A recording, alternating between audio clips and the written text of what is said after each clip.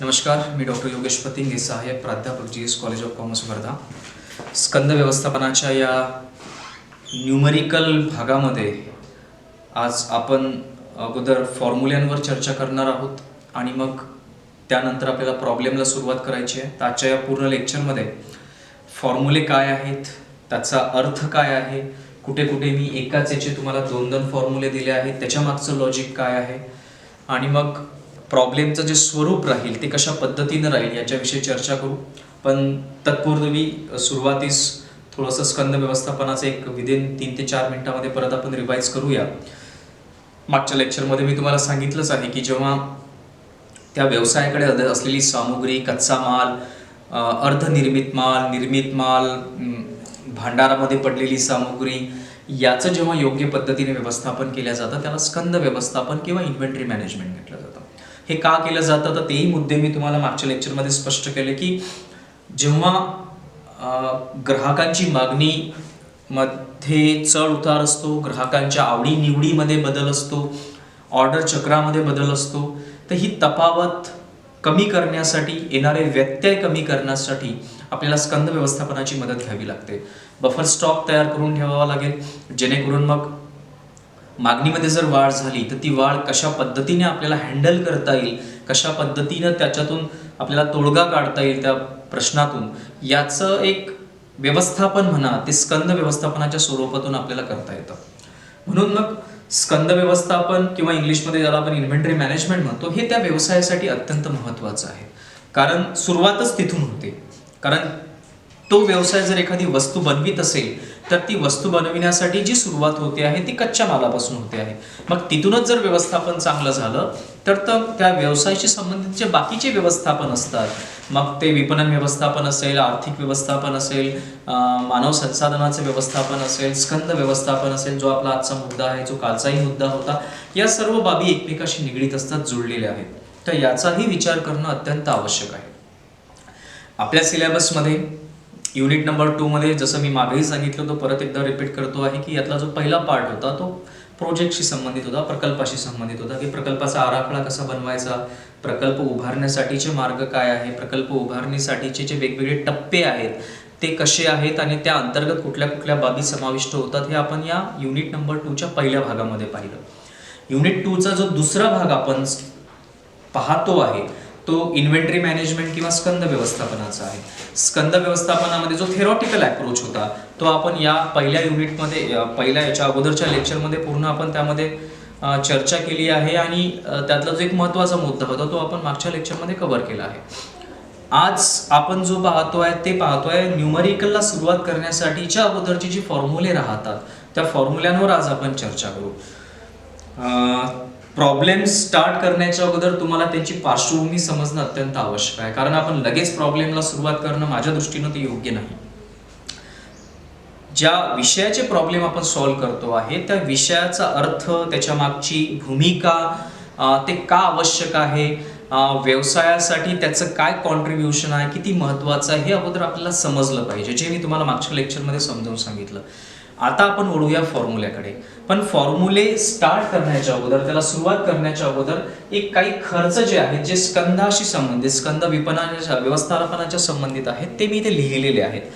हे याच्या लिहिण्यामागचा पण एक उद्देश असा आहे की हे ज्या टर्म्स आहेत, ह्या ज्या संकल्पना आहेत, ह्या वारंवार तुम्हाला प्रॉब्लेम सॉल्व्ह करतानाही समोर येतील. मग प्रॉब्लेम सॉल्व्ह करताना जे प्रॉब्लेम आपण सॉल्व्ह करतो आहे त्याच्यामध्ये ज्या संकल्पना येतात, त्याच्यामध्ये ज्या टर्मिनॉलॉजीज येतात त्या आपल्याला समजल्या पाहिजेत.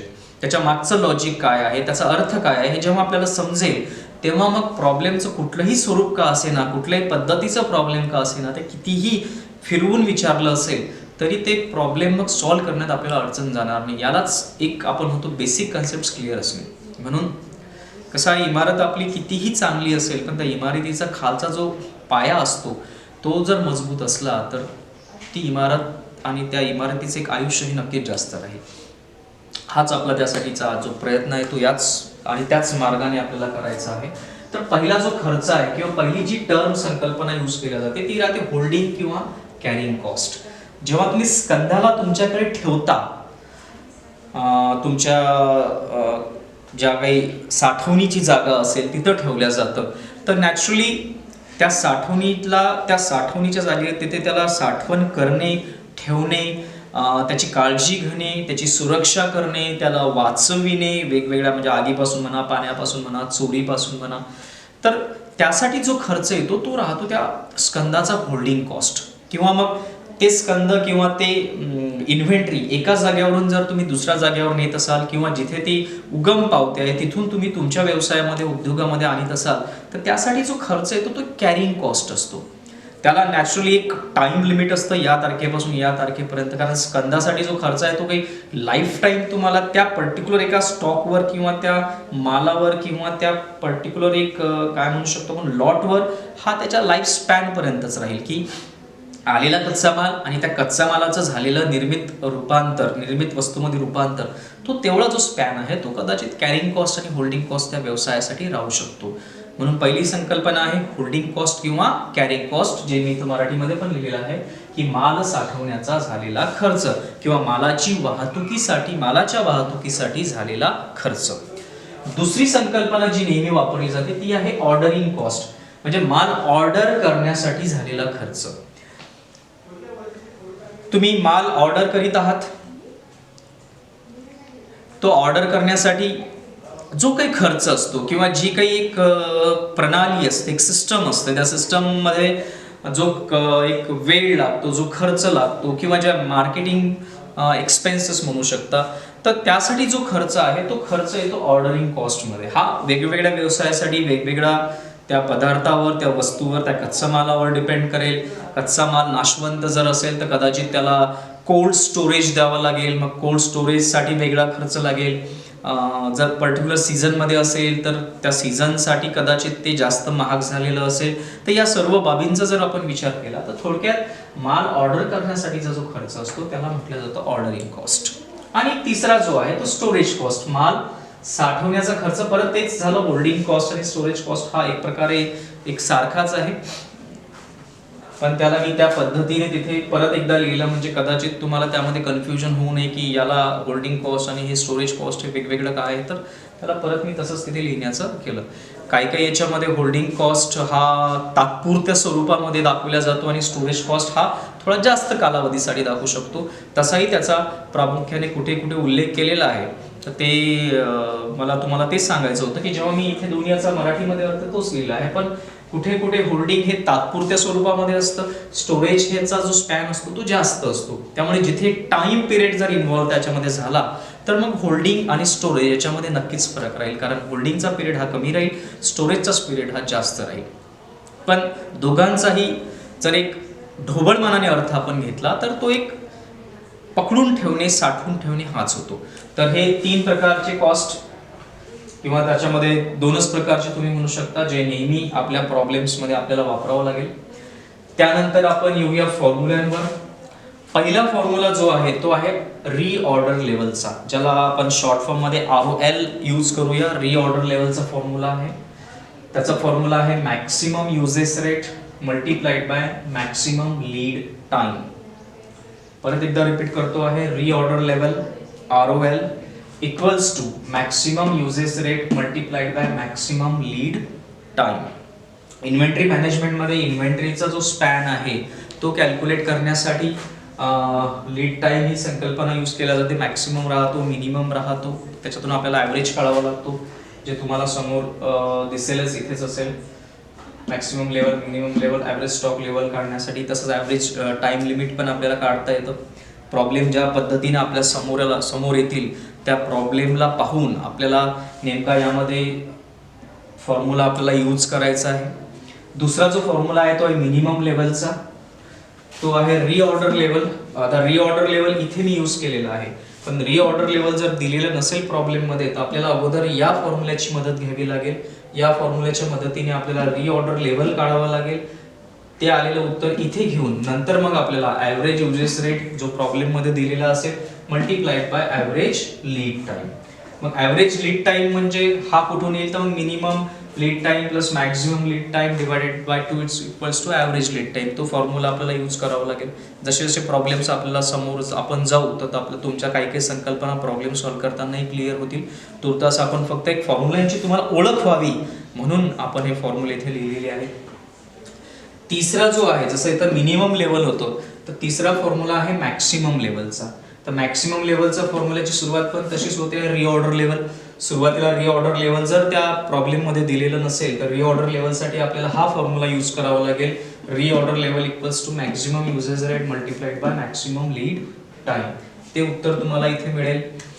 मायनस ब्रॅकेटमध्ये प्रॉब्लेम सॉल्व्ह करताना नेहमी लक्षात ठेवायचं, अगोदर ब्रॅकेट्स मधलं सॉल्व्ह करायचं आणि नंतरचं बाहेरचं सॉल्व्ह करायचं. कारण जसं तुम्ही जर सगळं सरमिसळ जर केली तर तुमचे प्रॉब्लेम चुकण्याची शक्यता असते आणि ते चुकतेच. ब्रॅकेटमध्ये मिनिमम युजेस रेट दिला असेल multiplied bye minimum lead time. हा ब्रॅकेट क्लोज होईल. प्लस बाहेर दिलेला आहे EOQ. EOQ म्हणजे काय? Economic order quantity.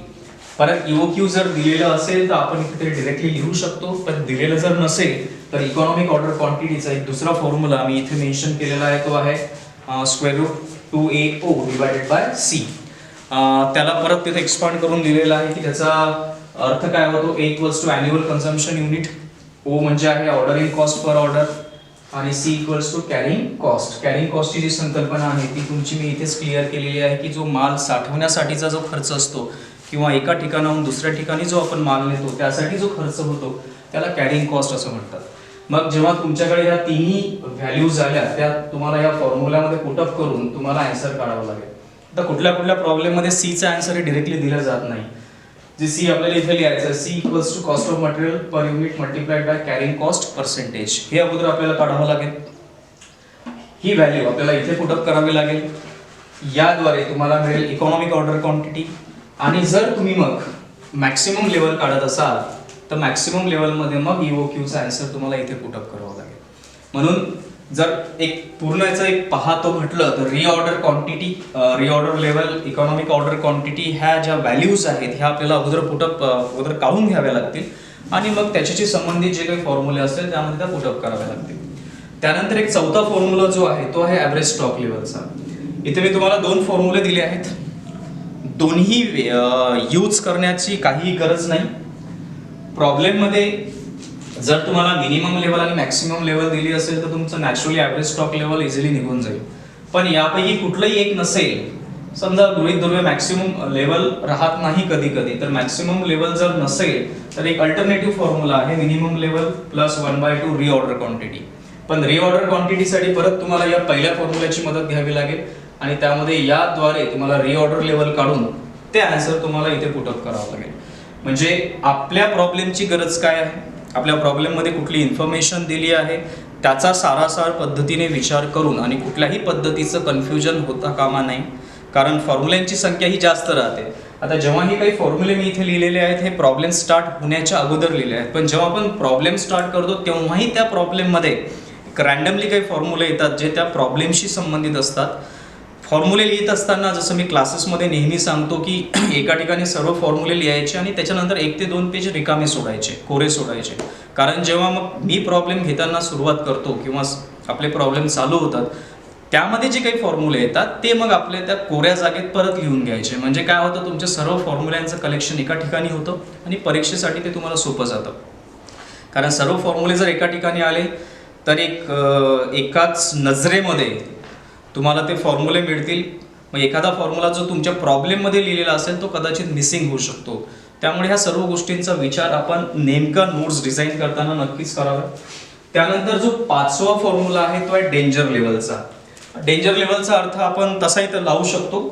जसं तुम्हाला सांगितलं नाही तरी जरी म्हटलं मी की इन्व्हेंटरी लेवलमध्ये डेंजर लेवल म्हणजे कोणती, तर ती एक धोक्याची पातळी राहते की कदाचित त्या व्यवसायाला इन्व्हेंटरी तिथे कमी पडू शकते किंवा जास्तही राहू शकते. कारण जेव्हा इन्व्हेंटरी कमी असेल तर उत्पादनावर त्याचा परिणाम होईल, उत्पादन व्यवस्थित होणार नाही. जास्त असेल तर जास्तीचा कच्चा माल पडून राहील, तुमची त्या व्यवसायाची इन्व्हेस्टमेंट जास्त राहील, कॅपिटल खर्च जास्त राहील आणि उत्पादन त्या तुलनेमध्ये कमी राहील.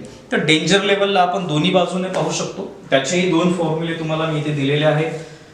आपल्या प्रॉब्लेमची रिक्वायरमेंट आणि आपल्या प्रॉब्लेममध्ये दिलेल्या माहितीच्या आधारे आपल्यासाठी कोणता महत्त्वाचा आहे तो नेमका त्यामध्ये यूज करायचा. तुमच्या माहितीसाठी दोन्ही लिहिलेले आहेत. Minimum uses rate multiplied bye emergency delivery time, average consumption multiplied by lead time for emergency purchase. दोन्ही ज्याचं इथे 2 फॉर्म्युले दिले आहेत आणि इथे 2 फॉर्म्युले दिले आहेत. पहिला बाय डिफॉल्ट लिहायचा दुसऱ्याची गरज जर पडत असेल तरच तो यूज करायचा ना, नाहीतर पहिला फॉर्म्युला हा बाय डिफॉल्ट एक फॉर्म्युला असतो त्या पर्टिक्युलर उत्तरासाठी. त्यानंतर जो 6वा आहे तो आहे टोटल कॉस्ट. जसं holding cost plus ordering cost equals to total cost. हा एक स्टँड अलोन फॉर्म्युला नाही आहे, पण कुठेही जरी तुम्ही प्रॉब्लेम सॉल्व्ह करीत असाल तर त्यामध्ये जर टोटल कॉस्ट विचारलं तर तिथे हा फॉर्म्युला आपल्याला यूज करावा लागेल. होल्डिंग कॉस्ट आणि ऑर्डरिंग कॉस्ट ही संकल्पना मी तुम्हाला सुरुवातीलाच इथे वर क्लिअर करून दिली आहे. जसं तुम्हाला माहिती आहे बिझनेस फायनान्स विषय जरी आपला मराठीमधला असला तरी प्रॉब्लेम्स हे इंग्लिशमध्येच राहतील, म्हणून फॉर्म्युलेही मी तुम्हाला इंग्लिशमध्येच लिहून दिलेले आहेत. मराठीमध्ये फॉर्म्युले लिहून घेण्याची काहीही गरज नाही आहे, कारण परीक्षेमध्येही तुमच्या थेरी हा जो पार्ट आहे तो मराठीमध्ये राहील आणि ज्या न्यूमरिकल्स आहेत ते इंग्लिशमध्ये राहतील. त्यामुळे इंग्लिशमध्येच फॉर्म्युले लिहून घ्यायचे आणि इंग्लिशमध्येच आपल्याला प्रॉब्लेम सॉल्व्ह करायचे आहेत. मराठीमध्ये फॉर्म्युले लिहून घेऊन परत त्याच्यामध्ये कन्फ्युजन वाढण्याचे चान्सेस जास्त राहतात, कारण मराठीमध्ये त्या शब्दाचा अर्थ हा थोडा जास्त स्टँडर्डाइज भाषेमध्ये असल्यामुळे ते आठवणंही तेवढं सोपं राहत नाही. म्हणून इथे मी प्रयत्न केला आहे की सर्व फॉर्म्युले तुम्हाला इंग्लिशमध्येच लिहून देईल. तर हे फॉर्म्युले तुम्ही व्यवस्थित पहा.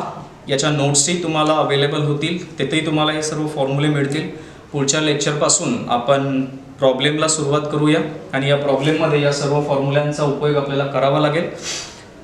तर आज जे काही संकल्पना मी तुम्हाला सांगितल्या की मला अपेक्षा आहे तुम्हाला त्या समजल्या असतील. पुढच्या लेक्चरला परत भेटूया प्रॉब्लेम सॉल्व्ह करण्यासाठी. तोपर्यंत धन्यवाद.